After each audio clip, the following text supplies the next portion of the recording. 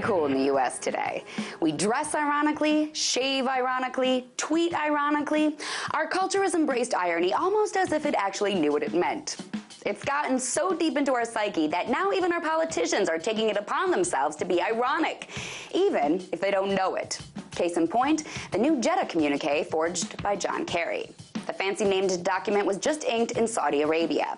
It basically says that countries in the Middle East agree to support the U.S.'s war on ISIS in the region. Several countries signed the agreement, but the big win for Kerry was getting Saudi Arabia itself to sign, according to many experts, because they're really rich, they've got a big military, and they've got tons of influence across the area.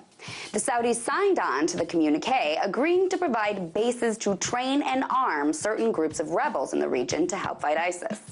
So it was with great pleasure that Kerry returned home with the Saudi signature on the communique. And though we might have missed it, Kerry's also bringing home a big bucket of irony.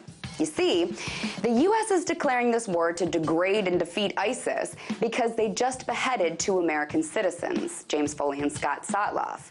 But the U.S. just enlisted Saudi Arabia to fight these beheaders when Saudi Arabia itself is the world's most notorious beheader. In fact, they just beheaded 8 of their own citizens in this past month alone, according to UN observers. 4 people the Saudis just beheaded were from one family, and they were beheaded for the crime of receiving drugs. Saudi Arabia is the only country to conduct formal beheadings regularly, according to the Washington Post.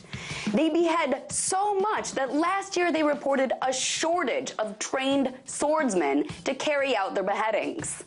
This year, they even beheaded a kid, according to Amnesty International. The Saudis aren't afraid to severely punish anyone they think committed a crime. And crimes in that country include driving, if you're a woman, praying, if you're a Christian, and other offenses that people in the free world consider everyday actions. This is the U.S.'s new partner against terror in the Middle East. We've enlisted the worst beheader to fight other beheaders.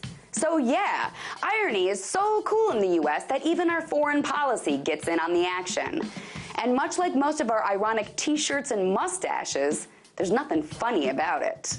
Tonight, let's talk about that by following me on Twitter @TheResident.